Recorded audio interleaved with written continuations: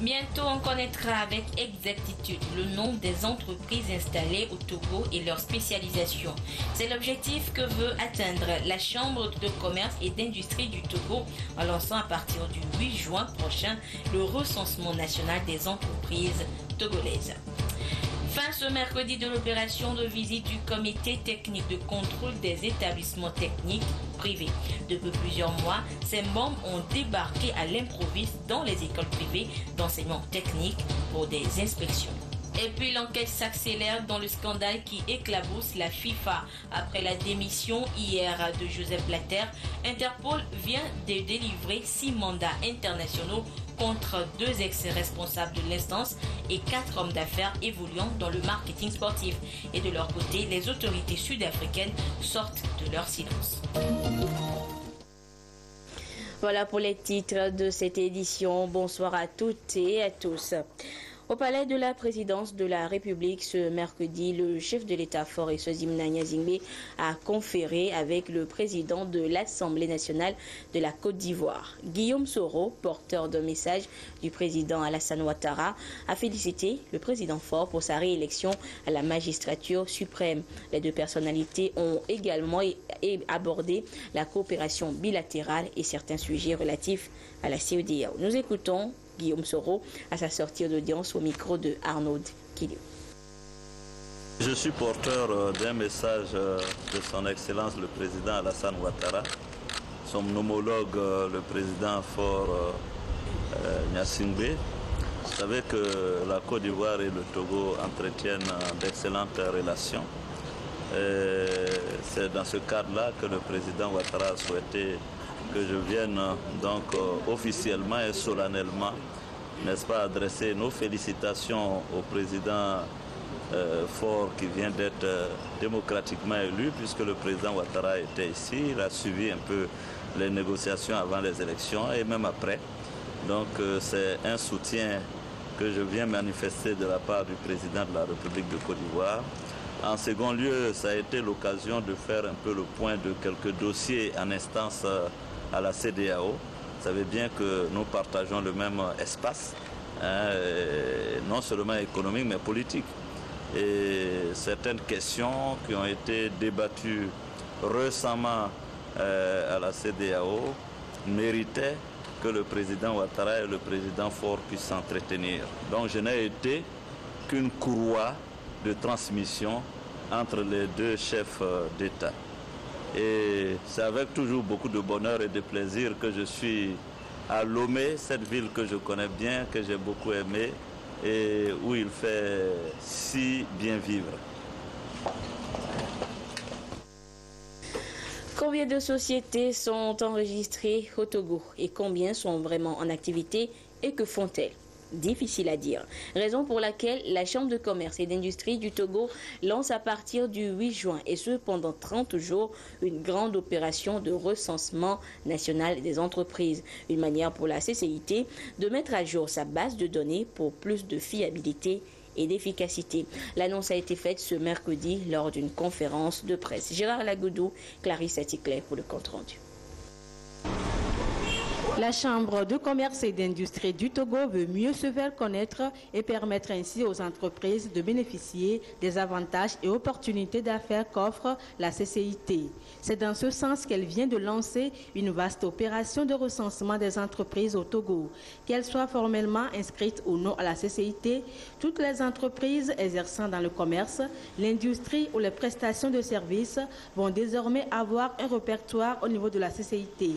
La Chambre veut donc disposer d'une base de données sûre et fiable, lui permettant de mieux répondre aux attentes des opérateurs économiques. Nous faisons ce travail parce que nous n'avons pas au sein de la Chambre une liste exhaustive des opérateurs économiques, des sociétés formelles qui opèrent sur toute l'étendue du territoire. Et donc, à l'issue de ce travail, nous allons classer les entreprises par secteur d'activité, nous permettant de pouvoir les assister. Nous organisons des missions économiques à l'étranger ou au Togo. Des fois, il y a les opérateurs économiques étrangers qui arrivent. Les informations doivent parvenir à toutes les sociétés qui exercent sur toute l'étendue du territoire. L'opération débute le 8 juin prochain et couvre l'ensemble du territoire national et ce durant 30 jours. Elle sera réalisée par le cabinet Deal & Consulting. Au niveau de chaque région, nous avons mis en place des experts qui vont coordonner l'activité des enquêteurs qui seront chargés d'approcher les entreprises pour recueillir essentiellement 3 types d'informations. Un premier type d'information, c'est vraiment les caractéristiques socio-économiques et démographiques des entreprises. C'est-à-dire que ces entreprises, quels sont leurs noms, quels sont le secteur dans lequel elles travaillent, quelles sont les coordonnées par lesquelles la Chambre de commerce pourrait les joindre. Et un deuxième type d'information, c'est vraiment les besoins de ces entreprises-là. Nous designons un peu les besoins de ces entreprises que nous remettons à la Chambre de commerce qui fera sa part en essayant de développer des produits et services qui permettent finalement de pouvoir atteindre réellement cette couche la plus importante de la population et qui crée aussi de l'emploi pour les jeunes et qui finalement accroît le revenu des populations. La Chambre de commerce et d'industrie du Togo veut donc s'ouvrir au monde des affaires en se rapprochant davantage des opérateurs économiques.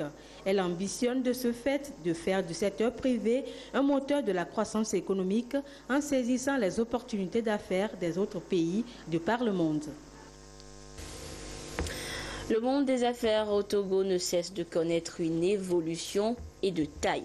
8289 nouvelles sociétés enregistrées au cours de l'année dernière et près de 10 000 attendues pour cette année 2015. Un indicateur assez illustratif de la vitalité du secteur économique dans notre pays. De nouvelles mesures ont également été élaborées pour améliorer le climat des affaires. Et c'est dans le cadre de la poursuite des réformes entreprises par l'Office togolais des recettes OTR. Les mesures de facilitation de création des entreprises au Togo, c'est le tout premier dossier de cette édition. Il est signé Prudence Zinsou. Entreprendre au Togo devient plus facile, plus rapide et moins cher pour les opérateurs économiques. L'Office togolais des recettes, engagé dans une série de réformes, vient de procéder à la baisse des redevances et à la suppression de celles relatives à la déclaration d'existence. Désormais, pour chaque déclaration d'existence, un timbre fiscal de 1 000 francs CFA sera payé par l'opérateur économique. Cette nouvelle réduction des coûts permettront aux personnes physiques de créer leur entreprise avec 25 400 francs contre 34 400 précédemment, soit une diminution de 9 000 francs CFA. La création d'une entreprise par une personne morale revient à 29 250 francs contre 58 250, soit une réduction de moitié. Ces nouvelles mesures s'inscrivent dans la poursuite des réformes entreprises par le gouvernement pour l'amélioration de l'environnement des affaires et l'allègement des conditions de création d'entreprises au Togo. Les procédures sont aussi simplifiées aux opérateurs économiques. Au centre de formalité des entreprises CFE, qui fonctionne sous forme de guichet unique, tous les partenaires sont présents pour accompagner le processus de création d'entreprise. La Caisse nationale de sécurité sociale, les impôts, le greffe du tribunal, il y a également une banque pour le recouvrement des frais de dossier. Plusieurs mesures incitatives ont donc été enregistrées, notamment la délivrance de la carte unique de création d'entreprise, la publication instantanée des nouvelles entreprises dès leur création sur le site web du CFE, l'instauration d'une cour d'arbitrage pour les règlements à l'amiable.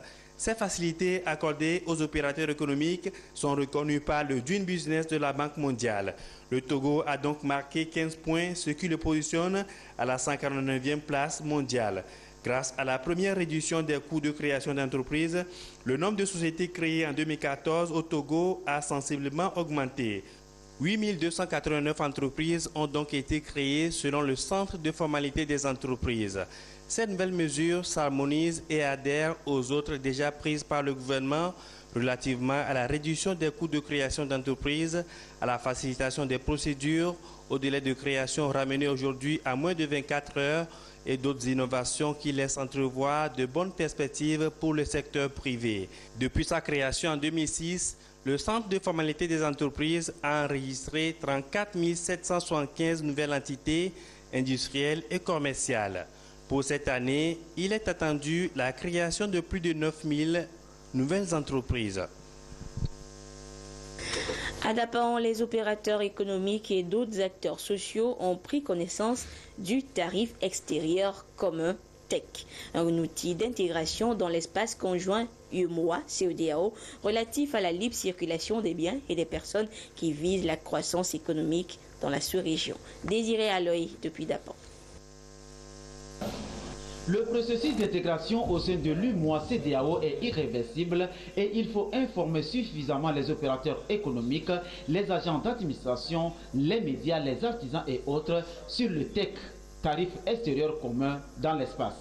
Le bureau de la représentation de la Commission à Lomé s'attelle à cet exercice en échangeant avec les acteurs impliqués sur le TEC et ses impacts.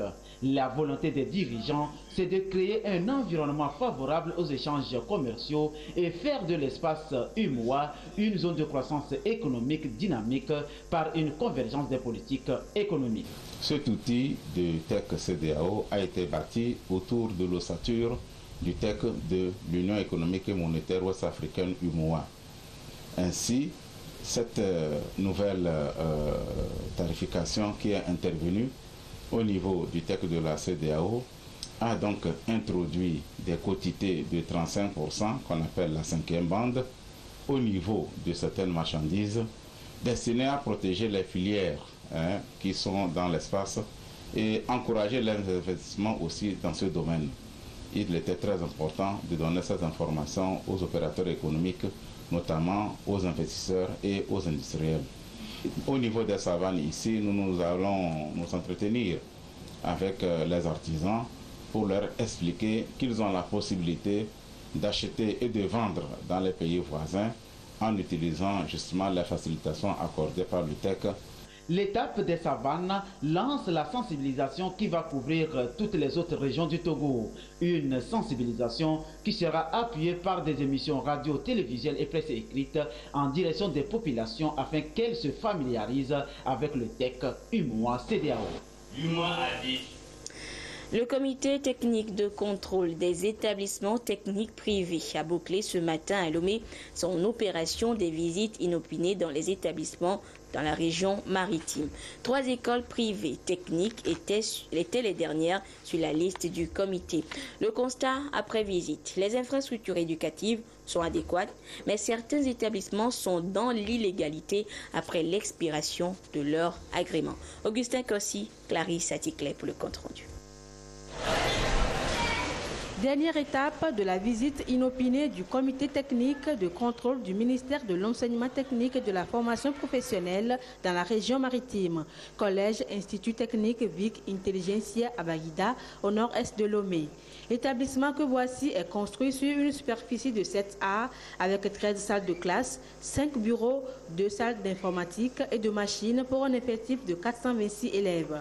Des infrastructures qui répondent tant bien que mal aux normes de sécurité et de viabilité requises. Il y a un permis qui a été accordé à l'établissement depuis 2002 et renouvelé en 2014. Donc aujourd'hui, ils sont arrivés pour voir si l'infrastructure mise en place depuis cette année est toujours la même. Il y a eu des remarques qui ont été formulées à notre endroit, par exemple l'aération de certaines salles, les problèmes de luminosité dans certaines salles, les problèmes de pluie lorsqu'il pleut ou le vent emmène de l'eau dans les salles de classe. Donc nous avons pris ces remarques en compte. Le comité technique s'est ensuite rendu successivement à l'Institut d'enseignement technique Martessi et à Sainte-Catherine à Kogan. La délégation, dans son contrôle, a procédé systématiquement à la vérification des documents administratifs ainsi qu'au profil des enseignants. Au terme de cette visite, il y a une série de recommandations qui a été faite à l'endroit de notre établissement et nous avions pris l'engagement que ces recommandations-là doivent être rapidement mises en œuvre. La visite répond au souci du gouvernement togolais d'assurer à tout apprenant un cadre d'études décent et un enseignement de qualité. Nous constatons de façon générale que des efforts sont faits quant aux infrastructures abritant les formations. Néanmoins, nous remarquons que parfois les salles sont mal électrifiées ou mal aérées, ce qui ne favorise pas une bonne lecture de la part des apprenants. Donc nous faisons part dans les recommandations. Nous remarquons de façon générale également que l'hygiène et la sécurité par rapport aux sanitaires, il reste beaucoup d'efforts à faire. Nous mentionnons également ça dans les recommandations. Nous remarquons parfois également qu'il y a du retard dans le renouvellement des agréments. L'agrément est renouvelé chaque 3 ans. Le comité a donné 10 jours aux établissements qui ne sont pas en règle pour se conformer à la réglementation en vigueur. Le constat est donc clair, les établissements privés poussent comme des champignons sur toute l'étendue du territoire national, poussant donc le gouvernement à mettre en place des mesures pour régulariser donc la création de toutes ces écoles. Ces mesures à découvrir donc dans ce dossier réalisé par Adolphe Paca. Nous sommes dans la zone périphérique nord-ouest de Lomé. À chaque 2 km en moyenne, on y trouve une école. Un phénomène de prolifération des écoles privées laïques a apparu il y a quelques décennies.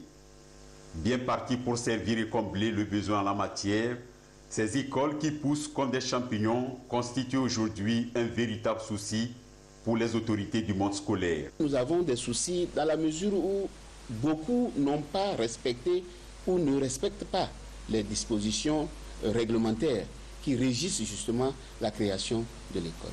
Nous disons que tout candidat à la création d'un établissement scolaire privé laïque est tenu de retirer un dossier d'information auprès de la direction régionale ou de la localité où il se trouve, pour pouvoir, où il veut aussi implanter son établissement. Comme le stipule l'article 14 du nouveau texte fixant les procédures et conditions de création d'une école privée au Togo. Ici, nous sommes à l'école privée Le Jourdain. Elle au moins respecte les normes depuis sa création en 1993. On demandait les plans de masse, les plans de situation, et les plans des locaux. Et il faut aussi faire les règlements intérieurs de l'école, les règlements intérieurs pour les élèves aussi bien que pour les enseignants. Après, le comité a fait une visite sur les lieux. À la suite de ça, on nous avait délivré une autorisation probatoire qui devait durer 5 ans. Ensuite, il y aura tous les 5 ans. Il n'y a pas d'autorisation définitive, mais une autorisation à renouveler tous les 5 ans. Plus loin sur notre passage, voici des cas qui laissent à désirer. Certaines construites dans des zones marécageuses. Là, c'est avec des classes semblables à des greniers. D'autres encore se présentent comme des maisons transformées en écoles.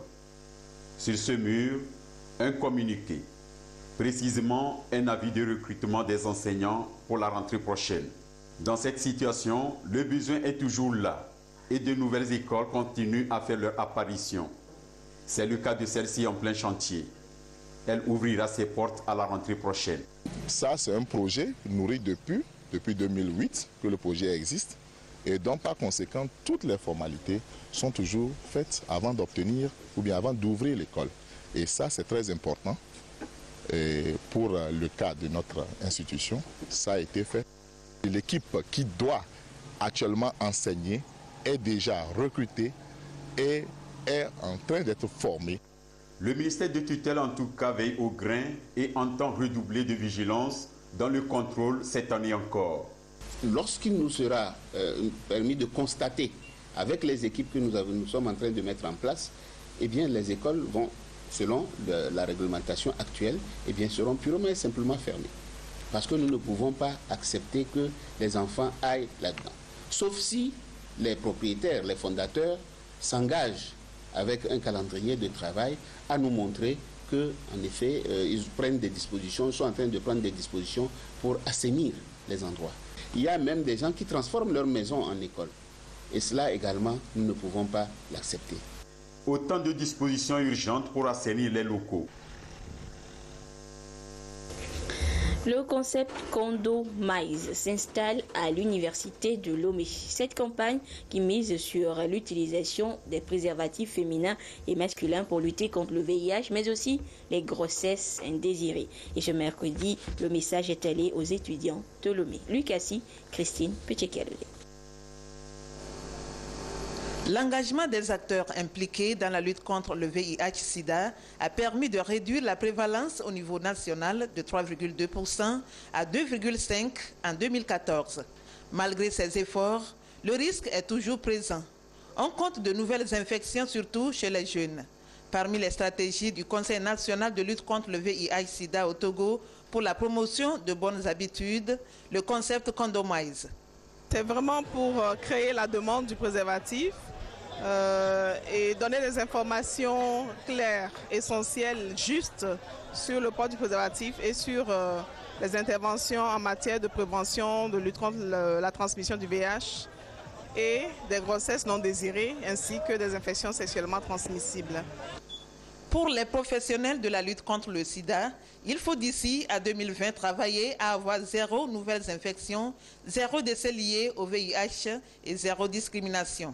L'UNFPA et l'ONU-SIDA, partenaires dans la mise en œuvre de ce concept, se sont réjouis des résultats du concept Condomise et ont réaffirmé leur soutien au CNLS et au PNLS. Les promoteurs de ce concept comptent distribuer 500 000 préservatifs masculins et 5 000 préservatifs féminins tout au long de la foire estudiantine qui se tient du 28 mai au 6 juin.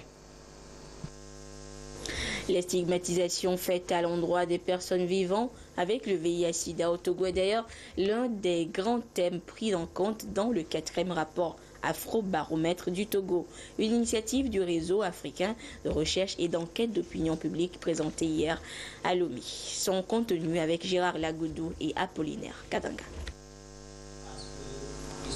Les différences sociales, l'homosexualité et la stigmatisation des personnes vivant avec le VIH-Sida sont les sujets retenus par Afro-Baromètre pour mener ces enquêtes d'opinion.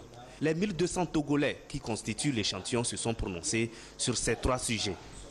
De façon générale, en ce qui concerne l'ethnicité, la nationalité ou la religion, les Togolais sont très tolérants les uns envers les autres sur la base de ces différences-là. Mais en ce qui concerne les questions d'orientation sexuelle, notamment les questions relatives à l'homosexualité, nous avons une très forte majorité de la société togolaise qui rejette et ne souhaiterait même pas avoir comme voisin quelqu'un d'une telle orientation sexuelle. Nous avons également et enfin aborder les questions relatives aux personnes porteurs du VIH-Sida. Et là encore, les stigmatisations persistent, bien que nous pouvons confirmer qu'elles ont diminué. Il y a quand même 3 Togolais sur 10 qui ne souhaiteraient même pas avoir comme voisin une personne porteuse du VIH-Sida. Cette 4e et dernière dissémination des résultats de la 6e série des enquêtes d'Afro-Baromètre au Togo a un intérêt multiple. L'intérêt général pour les sondages, c'est d'éclairer la société. Nous sommes dans une société très diverse, les gens ont des opinions diverses et je pense que les sondages permettent à ce que nous sachions ce que nos concitoyens pensent. Et ça peut nous inciter nous-mêmes à chercher à savoir davantage si les opinions que nous tenons sont vraies ou fausses. Et c'est le rôle des sondages ici. Et nous avons également les décideurs qui peuvent en faire usage pour formuler leurs questions, leurs politiques. En conclusion, les sondages d'opinion d'Afro-Baromètre démontrent que les Togolais tolèrent la différence sociale. Ils n'acceptent cependant pas l'homosexualité et estiment que la stigmatisation des personnes séropositives n'a pas complètement disparu des comportements. L'actualité ce mercredi, c'est également le FIFA Gate, comme l'on le surnomme déjà, qui sonne la fin de Joseph Blatter. Et c'est le mondial de 2010 en Afrique du Sud qui apparaît comme l'un des éléments clés du dossier qui a précipité la chute du patron du football mondial. Et de son côté, le gouvernement sud-africain dément toute implication dans ce scandale qui éclabousse la FIFA. Que cache la démission surprise de Sepp Blatter, annoncée hier, 4 jours seulement après sa réélection à la tête de la FIFA? Ce qui est certain, c'est que depuis une semaine, l'étau judiciaire se resserre autour du Suisse de 79 ans. Plusieurs médias américains affirment désormais qu'il est directement visé par le FBI et les langues commencent à se délier. Ce n'est pas moi qui dis que la FIFA est corrompue et que Blatter l'est aussi. C'est un fait. J'ai joué au football pendant des années. Je peux dire comment ça se passe. Il y a une semaine, le FBI faisait procéder à des arrestations à Zurich et sur le continent américain de 14 personnes, dont 9 responsables de la FIFA, impliqués dans un dossier de corruption à hauteur de 150 millions de dollars. Aujourd'hui, c'est Interpol qui a émis des avis de recherche contre 6 personnes, dont le sulfureux Jack Warner, arrêté puis libéré sous caution dans son pays, Trinidad et Tobago. C'est à ce même Warner, ancien vice-président de la FIFA, que le bras droit de Blatter, le Français Jérôme Valk, aurait, selon le New York Times, fait verser 10 millions de dollars. Une somme payée par l'Afrique du Sud qui réfute aujourd'hui toute malversation pour obtenir le mondial 2010. Le gouvernement sud-africain et le comité local d'organisation n'ont payé de pot de vin à personne. Mais les pays organisateurs de compétition sont désormais dans l'œil du cyclone, et notamment ceux des 2 prochaines Coupes du Monde, dont les attributions sont au cœur de l'enquête helvétique. La Russie a d'ores et déjà fait savoir qu'elle poursuivait les préparatifs pour 2018. Le Qatar, chargé d'accueillir la Coupe en 2022, pourrait faire les frais à long terme du scandale en cours, alors que la bourse de Doha a déjà chuté de 3 points dans la journée. Sur le continent, quelques jours après son investiture, le nouveau président nigérian est déjà en déplacement. Pour sa première visite officielle, Muhammadu Buhari est arrivé ce mercredi au Niger. Une visite sous le signe de la lutte commune contre Boko Haram. Et pendant ce temps au Nigeria, l'organisation djihadiste refuse de s'avouer vaincue et l'a fait savoir, vidéo de propagande à l'appui. Boko Haram dément avoir subi des revers contre la force multinationale qui la combat dans la région. Un officier de police abattu dans sa voiture. Voici la dernière vidéo diffusée par Boko Haram. Effet notable, ce n'est pas le chef du groupe islamiste Aboubakar Sheko qui s'exprime, mais cet homme mystérieux au visage recouvert d'un chèche. Il réfute tout recul face à l'offensive de la coalition internationale. Les armées prétendent dans les médias qu'elles ont capturé nos villes et qu'elles ont attaqué la forêt de Sambisa et qu'elles nous ont tués. Je jure par Allah que je parle en ce moment de Sambisa. Ici à Sambisa, vous pouvez voyager pendant 4 ou 5 heures sous le drapeau noir de l'islam, en voiture ou à moto. L'absence du chef de Boko Haram risque de relancer le débat sur sa mort possible, car à plusieurs reprises, l'armée nigériane a annoncé l'avoir tué. Dans cette vidéo, on voit aussi les débris d'un avion qui, selon ces hommes armés, seraient ceux d'un chasseur de l'armée nigériane qu'ils auraient abattu. On ignore aussi quand ces images ont été tournées, car cet homme qui apparaît à l'écran évoque à un moment Goodluck Jonathan comme président du Nigeria. Enfin, c'est la première fois qu'une vidéo de Boko Haram porte le logo de l'État islamique en Afrique de l'Ouest, le nouveau nom du groupe armé nigérian. En page nationale, le gouvernement togolais vole au secours des sinistrés des vents violents dans les cantons de Landa, Lassa et Achangwade dans la préfecture de la Kosa. Les victimes ont reçu une assistance financière et des tôles pour refaire leur toit. Le don leur a été remis par le ministre de la Sécurité et de la Protection civile. La correspondance de Nestor Mozo. Qui les a frappés ces derniers jours, le ministre de la Sécurité et de la Protection civile leur a rendu visite. Des vents violents accompagnés de pluie ont soufflé les toits de certaines maisons à Achangwade le 28 avril, à Landa et Lassa le 7 mai. Les victimes de ces 3 localités ont eu de la part du gouvernement de quoi refaire leur toit. Lorsque le chef de l'État a été mis au courant de ce phénomène, quand bien même naturel, il a dépêché les autorités locales d'apporter dans un premier temps sa sympathie, sa solidarité aux victimes. Et depuis samedi, il nous a instruit, la ministre de l'Action sociale et moi-même, d'organiser une opération de solidarité nationale. Toutes les régions qui ont été frappées par des tornades où nos compatriotes ont eu à perdre des toits, nous avons mené cette opération de don de matériaux de toiture à ces populations, où nous avons offert au nom du chef de l'État des paquets de tôles aux parents qui ont été victimes de cette tornade, En plus des paquets de tôle, il y a une somme d'argent qui accompagne ce don pour leur permettre de payer les autres matériaux, à savoir les pointes, et également payer la main-d'œuvre des menuisiers qui vont refaire le toit. Les victimes ont été touchées par cette action de solidarité. Elles témoignent leur reconnaissance au président de la République. C'est un sentiment de soulagement et nous tenons à remercier très sincèrement le premier responsable, qui est le chef de l'État, son Excellence Faure Sossémina Gnassingbé, pour cette action très spontanée. Nous sommes très émus. Pour l'acquisition des tôles pour l'ensemble des victimes de ces calamités naturelles sur le plan national, le gouvernement a débloqué 75 millions de francs CFA, auxquels s'ajoutent 11 300 000 qui ont été octroyés à ces victimes comme assistance financière directe. Le 1er juin dernier, la tradition de mise en terre de plants a été respectée sur toute l'étendue du territoire national. Mais même après cette journée, le geste est réitéré un peu partout, comme ce matin à Lomé par les responsables de SECO Group, à Daparan par la délégation à l'organisation du secteur informel d'OSI et à Lassa par la Convention des femmes pour unir CFU. Le compte rendu avec Charlotte Honsime, Désiré Aloy et Nestor Mozo.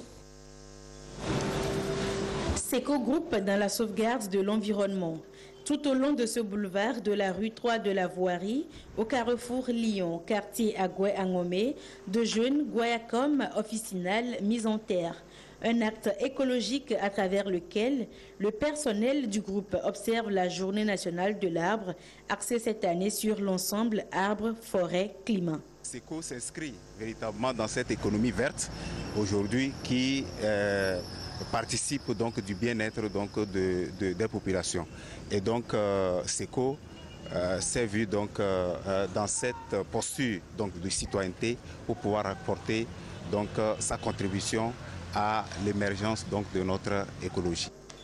La compagnie spécialisée dans la construction des infrastructures routières honore chaque année cette tradition instituée depuis 1977. La société dispose d'un comité de suivi qui veille sur ces jeunes plants jusqu'à leur croissance.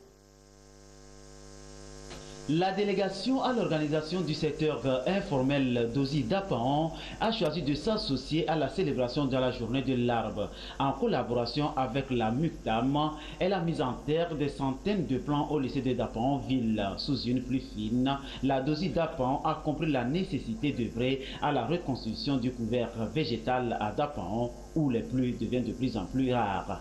Dosi également a voulu respecter la tradition qui se fait au Togo en accompagnant les autorités à mettre en terre des plans, et ceci en collaboration avec nos amis conducteurs de taxi-moto qui se retrouvent au sein de la MUCTA, et on a choisi de le faire pour accompagner l'acte. D'autres sites seront aussi reboisés par la Dosi Daparan pour répondre à l'appel de l'État togolais qui s'évertue à repousser la désertification par cette journée du 1er juin lancée depuis 1977. La Convention des femmes pour unir de Lassa dans la préfecture de la Kouza a mené une opération de reboisement au lycée de Lassa-Soundina. Elle a ainsi respecté la tradition qui date de 1977. Tradition qui veut que chaque Togolais plante un arbre le 1er juin de chaque année. La journée de l'arbre a été instituée par feu président de la République Gnassingbé Yadima pour faire barrage à l'avancée du désert et atténuer les effets des changements climatiques. L'action de la CFU Lassa a été saluée par le chef du village de Lassa Ahodo. Je tiens à remercier les femmes parce que depuis que la Convention des femmes pour unir dans le canton de Lassa, elles n'ont jamais cessé le bras. Je les encourage à continuer davantage. C'est la troisième fois que la Convention des femmes pour unir section Lassa procède à l'opération de reboisement autour du lycée de Lassa-Soundina.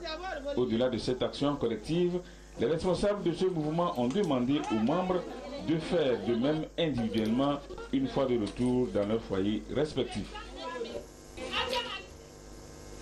Le commissaire général de l'OTR informe tous les opérateurs économiques qu'ils peuvent désormais se procurer le document du nouveau tarif extérieur comme TEC de la CEDEAO à un prix promotionnel au niveau des bureaux suivants de l'OTR. commissariat général, commissariat des impôts, commissariat des douanes et droits indirects, division des opérations douanières de Lomé-Port, de l'aéroport de Kodioviakopé et au bureau des douanes de Sanvikondi et de Saint-Cassé. Le commissaire général remercie tous les contribuables pour leur collaboration.